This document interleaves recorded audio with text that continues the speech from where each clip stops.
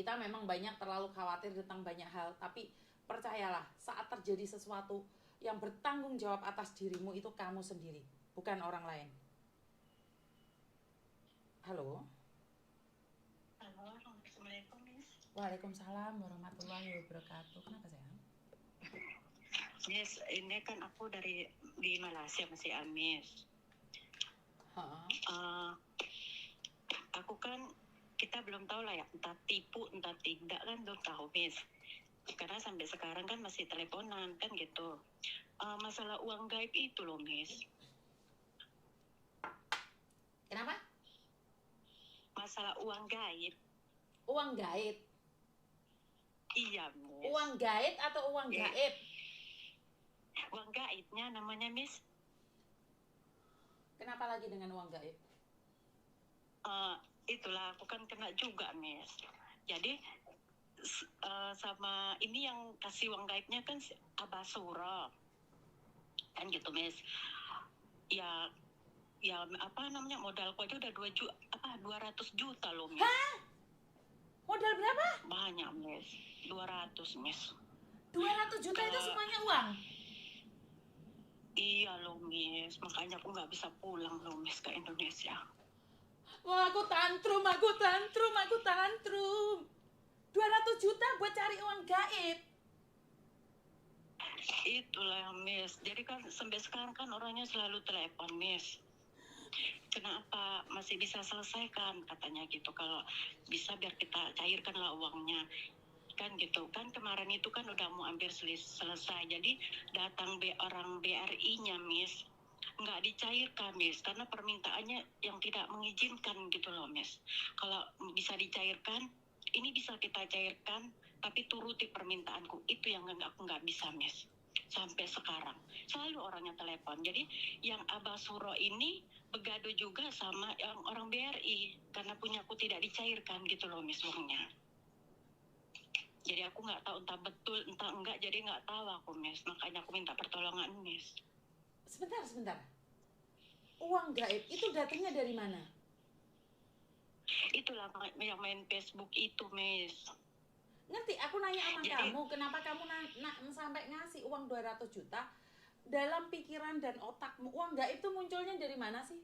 Dari ubun-ubun? Ya itulah, Miss, yang nggak taunya itu dia. Mbak, kurang beberapa hari lagi 2025 masih ada uang gaib. Ini setahun yang lalu loh, Miss. 200 juta terus? Ini apanya? Itulah setahun yang lalu. Jadi orangnya kan sampai sekarang selalu teleponan. Kenapa tidak diselesaikan biar uangnya keluar kan gitu, Miss. Jadi aku kan tetap aku nggak ada uang lagi. Aku bilang ya sementara aku pun tak pernah kirim anak lagi. Aku bilang kayak gitulah, Miss. Sampai sekarang aku juga nggak bisa pulang. Aku udah nggak ada. Aku bilang gitu, Miss. Bukan gini loh, Bu. Oke. Uang gaib itu menurut mereka keluarnya dari mana? Dari ubun-ubun kah? Dari hidung kah? Dari dubur kah? Dari mana keluarnya uang gaib itu, dari mana? Itulah, Miss, waktu video call kan dia kan buatnya malam itu, Miss. Ya itu aku juga nggak tahu entah betulnya itu keluar uangnya entah enggak. Itulah di situ dibuatnya supaya kita suruh ngelihat gitu loh, Miss. Bukan, keluar dari mana? Uang gaib itu keluar dari mana? Ya dia mainnya di kamar, Miss. Gak tau lah aku dari kotaknya gitu, Miss. Keluarlah banyak gitu, Miss. Keluarlah hampir 600 juta, Miss. Kalau memang ada uang gaib, kenapa saya nggak dapet, Mbak? Harusnya kan saya yang terkenal nih. Kenapa saya nggak ditelepon dan nggak dicari? Kan saya datang ke tempatnya. Ya itulah, secara Miss, logika nih, Miss. Secara itu logika masuk nggak? Di pikirannya Saman masuk nggak?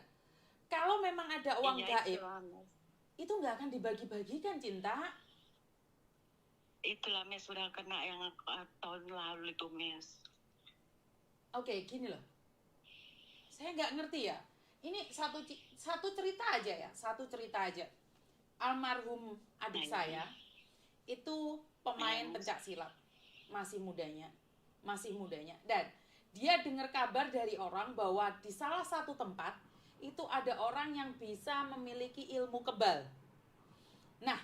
adik saya telepon saya nih, kakak minta uangnya 5 juta, buat apa? Buat bayar ilmu kebal. Nah saya tanya, ilmu kebal emangnya dibacok nggak patah? Kalau di Indonesia saya masih percaya nih, saya rada-rada percaya. Nah di situ diceritakan ada seorang dukun yang katanya bisa memiliki ilmu kebal. Apa yang terjadi? Adik saya datang ke situ sungkem dan mengatakan, jika kamu ingin memiliki ilmu kebal, kamu harus ada di sumur ini, di salah satu sumur, nggak boleh tidur jam 12 malam sampai jam 4 pagi, nggak boleh tidur. Nah adik saya bilang nggak bisa, dia nggak kuat. Nah kalau nggak kuat, maka dia harus bayar 5 juta ke dukun tersebut. Ini tahun lama ya, 90-an atau 2000-an ya, ini tahun sudah lama ya. Nah setelah itu dia ngasih uangnya jebret. Di hari Jumat Legi, Jumat Kliwon atau Jumat apa saya nggak ngerti, adik saya datang nih ke sumur tersebut. Tahu nggak sumur tersebut seperti apa, Mbak? Nggak ada. Orang tersebut dicari ke rumahnya, dicongkel cenderanya, dia lagi tidur sama istrinya. Artinya adalah tipu-tipu. Dari situlah saya tuh tidak percaya dengan dukun. Saya tidak percaya dengan gaib-gaib. Tapi saya percaya dengan dunia lain. Ini kan yang setahun yang lalu itu, Mi. Jadi kan orangnya selalu teleponan terus, Mi. Iya kan, biar kamu percaya. Biar kamu percaya. Iya, bilang aku nggak ada uang gitu. Kan mana tahu aku bisa minta tolong sama Miss, bisa Miss ini kan gitu, cari mana tahu bisa Miss. Saya bisa cairkan, nggak bisa uang gaib. Saya nggak punya hubungan dengan uang gaib, Mbak. Saya punyanya hubungan dengan dunia lain. Uang gaib saya nggak punya. Bisa jumpa orangnya gitu, Miss. Oh, ngapain saya nyari orang? Oh, saya nggak ada kepentingannya. Kan kamu yang percaya.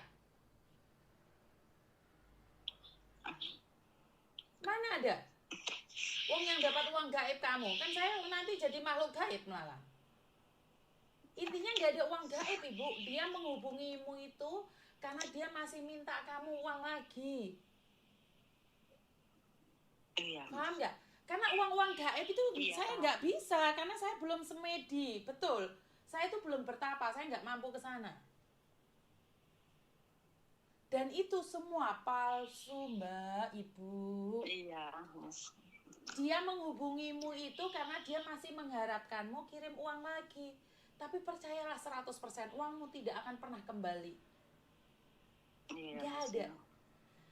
Bu, minta uang sama setan aja kamu harus jadi tumbal.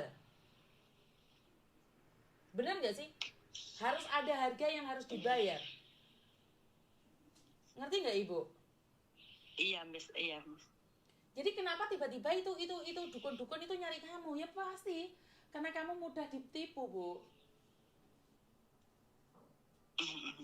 Nah, ini pelajaran yang dipetik satu, Ibu. Tamak. Ibu tamak. Ibu tidak bersyukur dengan apa yang diberikan Tuhan pada ibu. Ibu ingin mendapatkan berlipat-lipat ganda. Ibu itu ingin dapat yang lebih banyak lagi, lebih banyak lagi. Jadi dimanfaatkan oleh dukun-dukun tersebut. Lihat ada yang dapat itu, Miss. Jadi aku ikut coba-coba. Terakhir aku juga coba itu yang bisa dulu, Miss. Ibu, hidup ini bukan untuk dicoba, Ibu. Hidup ini akan menjadi malapetaka. Iya, Miss, memang, Miss. Hidup ini nggak boleh dicoba. Gini loh, orang lain nggak apa-apa, tapi belum tentu kamu. Bagi orang lain, saya ngomongnya kasar.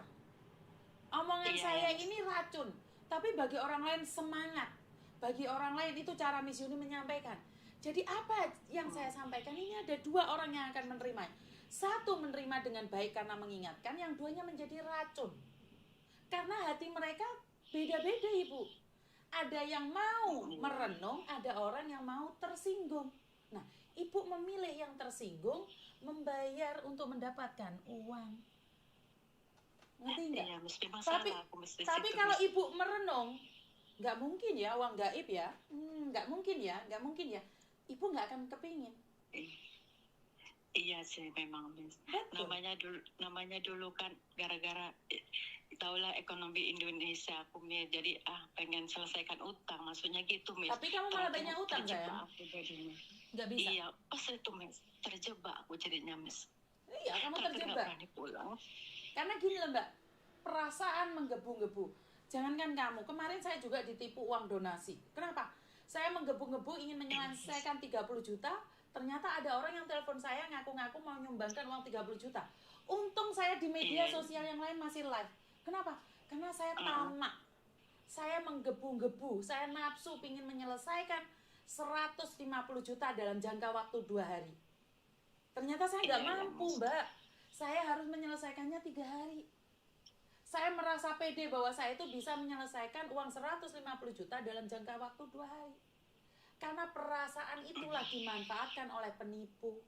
Saya itu ditipu gara-gara uang donasi. Karena saya nafsu, Mas. tamak, ingin mendapatkan uang donasi sebesar 150 juta dalam jangka waktu 2 hari.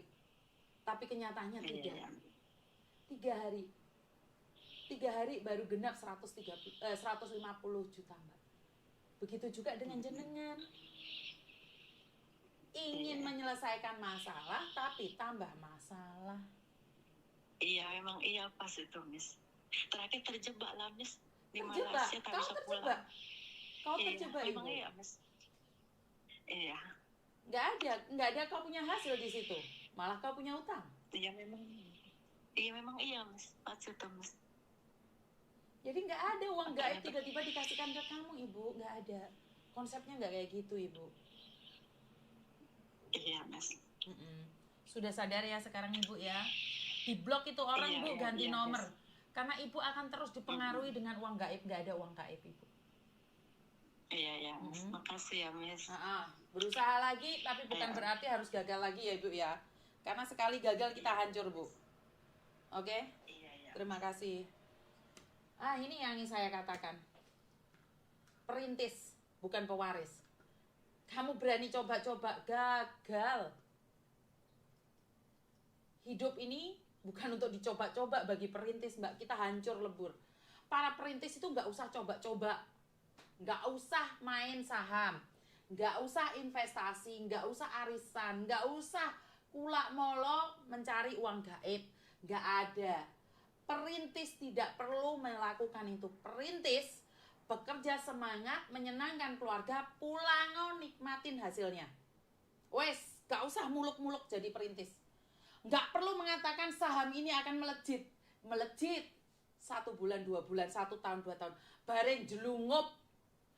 Ngerti bahasa jelungup? Nyungsep lan delosor-delosor. Berapa banyak orang ikut arisan setahun, 2 tahun jaya? 3 tahun drop. Ilmu gaib, berapa banyak orang yang sudah sukses dengan ilmu gaib? Akhirnya brot. Wes ora usah. Saya sudah ingatkan berkali-kali.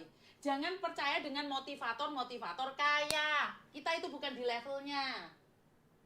Kita itu orang biasa-biasa saja. Kue ra kerja ora mangan.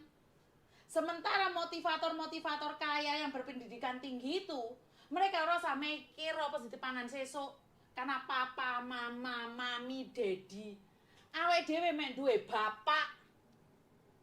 Bapakmu itu tidak menyediakan uang tertentu. Fahamnya mek di sini. Gak usah kangen pola. Perintis, ayo semangat kerjomu. Ora usah pilih-pilih. Ini bukan passion saya, yo belajar tekunono. Kue untung iso kerja. Berapa banyak orang yang ada di Indonesia tidak bekerja? Berapa banyak orang Indonesia lulusan universitas tinggi dan ternama nggak kerja? Ya karena mereka cita-citanya jadi pewaris, sementara bapaknya biasa-biasa saja, ibunya biasa-biasa saja. Bisa dipahamin ya? Tanamkan sama anak-anakmu bahwa mereka itu bukan pewaris. Saya menanamkan pada anak-anak saya bahwa mereka itu bukan pewaris, mereka adalah perintis. Saya tidak membiasakan memberikan mereka yang berlebihan. Ya karena gak ono. Nomor 1 karena gak ono. Jangan berbicara padahal bagus motivasinya loh Mbak, saya suka. Sorry Bu, kadang-kadang keperucut bahasa omongannya. Intinya adalah kita harus semangat bekerja karena tidak ada yang akan menolong kita. Kita itu wong cilik. Gini loh Mbak. Bapaknya polisi. Anaknya jadi polisi. Bapaknya dokter, ibunya dokter, anaknya jadi dokter. Awake dhewe.